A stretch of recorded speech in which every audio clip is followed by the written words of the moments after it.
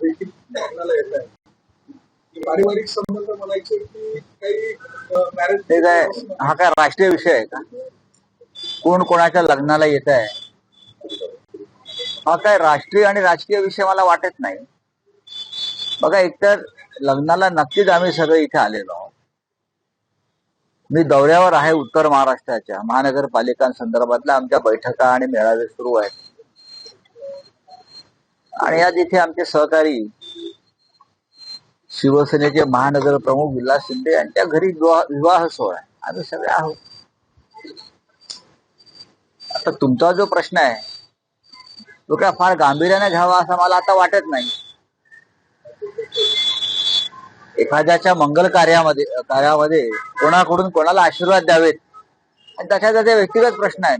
हे मंगल कार्य आहे एवढंच मी म्हणतो. त्याच्यामुळे मंगलमय लोकांनी अशा कार्याला यायचं असतं. आता त्यांनी कोणाला बोलवलं मला माहित नाही. हा, स्थानिक स्वराज्य संस्थांसाठी प्रभाग रचना पूर्ण करा असं निवडणूक आयोगाने राज्य सरकारला निवडणुकांचे पडगम लवकरच वाचले. नक्कीच वाचतील. सर्वोच्च न्यायालयानं जी काय मुदत दिलेली आहे सरकारला, त्या चौकटीत राहून महाराष्ट्रातल्या 27 महानगरपालिकांची तयारी निवडणुकांची सरकारला करावीच लागेल. आणि त्या दृष्टीनं सगळेच कामाला सुद्धा लागलेले आहे. 3-3.5 वर्ष महापालिका प्रशासकांच्या माध्यमातून लुटल्या जात आहेत. अक्षरशः लुटल्या जात आहेत. आयुक्तांच्या खांद्यावर बंदूक ठेवून टेंडरबाजी, भ्रष्टाचार, घोटाळे. शहरांची अवस्था बघा ना तुम्ही काय आहे. महानगरपालिका हे जनतेचे नगरसेवक किंवा लोकप्रतिनिधी यांच्या माध्यमातून कामं करणारी संस्था आहे, स्थानिक स्वराज्य संस्था. तुम्ही तिथेही 3 वर्ष 3.5 वर्ष निवडणुका होऊ दिल्या नाही. त्याला काय म्हणायचं?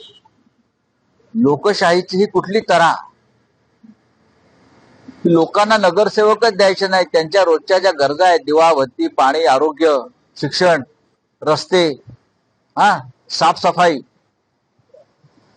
त्याही तुम्ही होऊ द्यायच्या नाही का? तर राजकारण. आणि शेवटी तुम्हाला मग सर्वोच्च न्यायालयानं खडे बोल सुनावले आणि त्यानंतर तुम्ही आता त्या तयारीला लागलेला आहात. आता नाशिकमध्ये सुद्धा तुम्ही अवस्था बघा शहराची, पाण्याची, रस्त्यांची, स्वच्छतेची. नाशिक सारख्या शहरामध्ये मुख्यमंत्री येऊन कुंभमेळ्याची तयारी करतायत पुढल्या. पण आज जो काय कचरपट्टी झालेली आहे नाशिकची, खड्डे बघा रस्त्यावर. एका पावसात पाणी कसं तुमच्या रस्त्यावर पहा ना तुम्ही. ते मुख्यमंत्री दत्तक घेतलेलं शहर आहे ना तुमचं. हे दत्तक घेतलेलं शहर आहे, त्याचे तुम्ही अनाथ आश्रम करून टाकला. काय करताय तुम्ही? 2 दिवस आपण शहरामध्ये आहात मुख्यमंत्री महोदय. एकदा रात्री गाडी काढा आणि या शहरामध्ये फिरा. वाटल्यास प्रत्येक पक्षाचे 2-2 माजी नगरसेवक घ्या. तुमचेही घ्या, आमचेही घ्या. आणि त्यांच्याकडून तुम्ही हे शहर समजून घ्या नाशिक. मग कळेल की 3 वर्षामध्ये या शहराची नाही तर प्रत्येक शहराची 27 महानगरपालिकांच्या हद्दींची कशी वाट लागली आहे. मधल्या काळामध्ये अवकाळी पाऊस मोठ्या प्रमाणात झाला. हा, कृषी मंत्री ज्यावेळेला दौरा करत होते त्यावेळेला अनेक वादग्रस्त वक्तव्य कृषी मंत्र्यांनी केलं. अजितदादा म्हणतायत की आता तुमचे हे वक्तव्य बघा, अशा प्रकारचे सगळेच मंत्री त्यांच्या कॅबिनेटमध्ये ज्यांना हे राज्य समजलेलं नाही, राज्याचे प्रश्न समजलेले नाही, आता आडातच नाही तर पोहरामध्ये कुठून येणार? या राज्याच्या दोन्ही उपमुख्यमंत्र्यांना किती गांभीर्य आहे लोकांच्या प्रश्नाविषयी? या राज्याच्या मुख्यमंत्र्यांना किती गांभीर्य आहे लोकांच्या प्रश्नाविषयी, राज्याच्या प्रश्नाविषयी?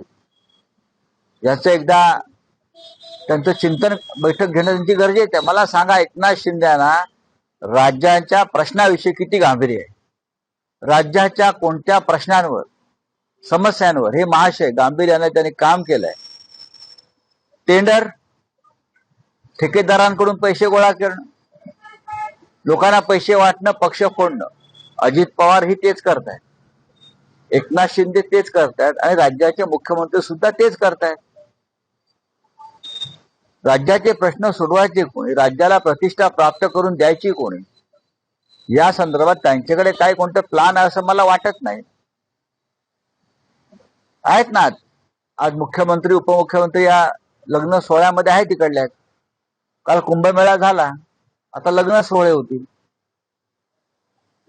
कालपासून मुख्यमंत्री नाशिकमध्ये आहे. काल बैठक सुद्धा घेतली. 6,500 कोटींचे टेंडर काढलेलं आहे. 6,500 कोटीपैकी किती हजार कोटीचे प्रत्यक्ष काम होणार आहे. कुंभमेळा, या कुंभमेळ्यात 10 ते 15,000 कोटीचा खुर्दा ओढणार आहे.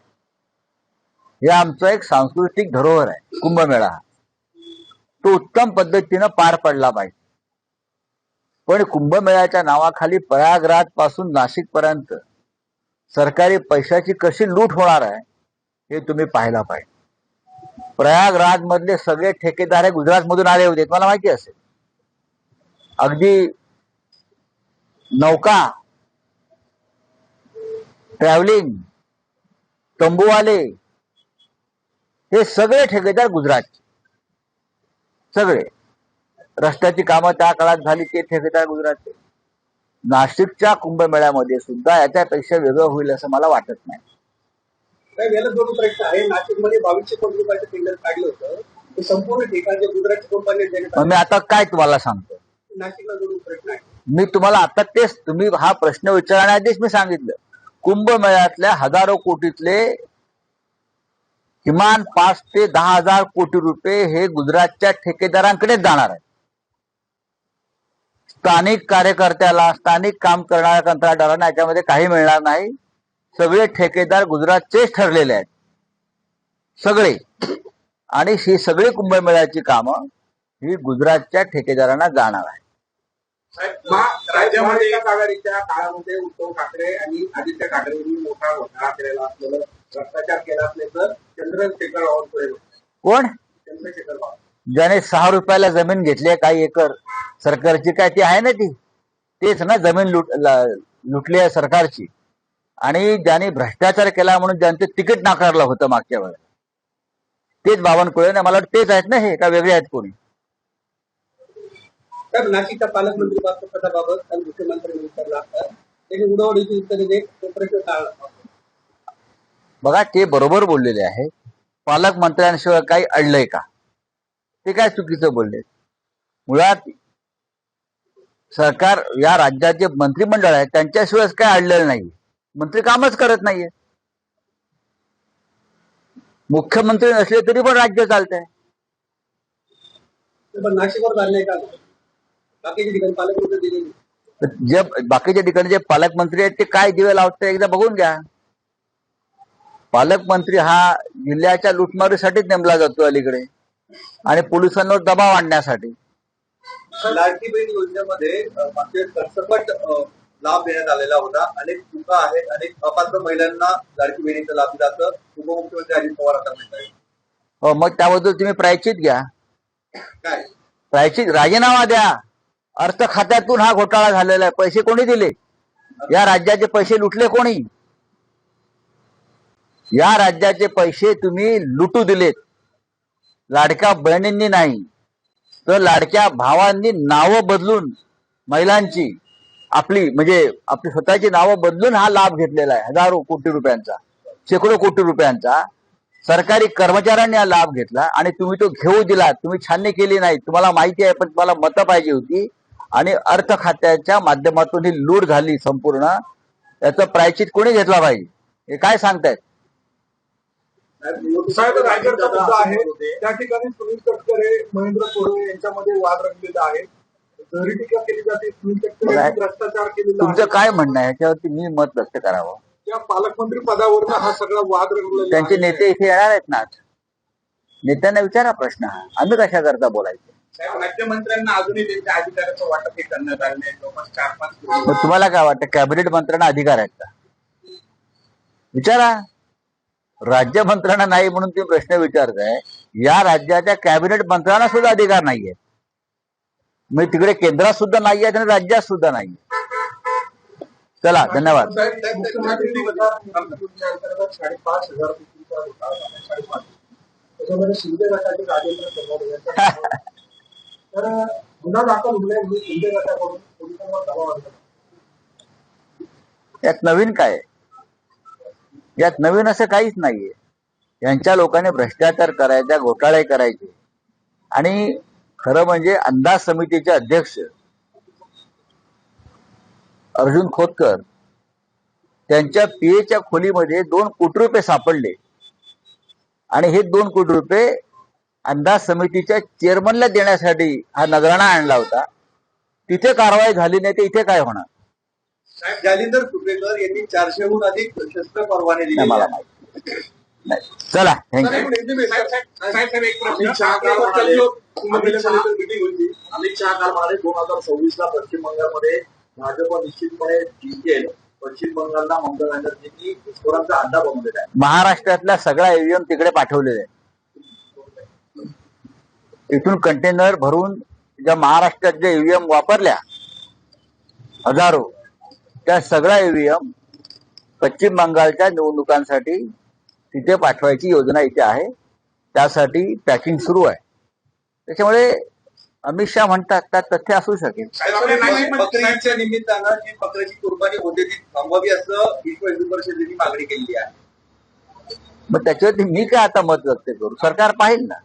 आपल्या पक्षाची भूमिका, माझ्या पक्षाची भूमिका आहे काय? नाशिकमधीलच पदाधिकारी बाळा दराडे यांनी राहुल गांधींना संपला विषय तो. सबका कुंभमेले को लेकर मीटिंग हुई. मुख्यमंत्री ने बड़ा पैकेज किया है. पहली बार 13 अखाड़े के परिषद एक साथ आए. इसके और मुख्यमंत्री ने कुंभ मेला के लिए जो पैकेज दिया है 6,000 करोड़, 10,000 करोड़, कोई 15,000 करोड़, प्रयागराज में हमने ये कुंभ मेला देखा है. ये पूरा पैकेज, ये पूरी ठेकेदारी, पूरे कॉन्ट्रैक्ट गुजरात के कॉन्ट्रैक्टर्स को पैसा मिलता है. यहां भी जो भी काम निकलेगा नासिक शहर में कुंभ मेला के नाम पर, ये सभी काम गुजरात के ठेकेदारों को जाने वाला है. उसके लिए सब पैकेज चल रहा है. महाराष्ट्र में कुछ नहीं रहेगा. वहां से लोग आएंगे, यहां से पैसा लेकर जाएंगे. हमारे साधु भजन करते आएंगे और चले जाएंगे स्नान करके. कुछ नहीं. चलिए. देश विदेशातील प्रत्येक घडामोडींचे लाईव्ह अपडेट मिळवण्यासाठी आता साम टीव्हीच्या सर्व सोशल मीडिया प्लॅटफॉर्मला लाईक, फॉलो आणि सबस्क्राईब करा. तसंच सर्व नोटिफिकेशनसाठी बेल आयकॉन प्रेस करायला विसरू नका.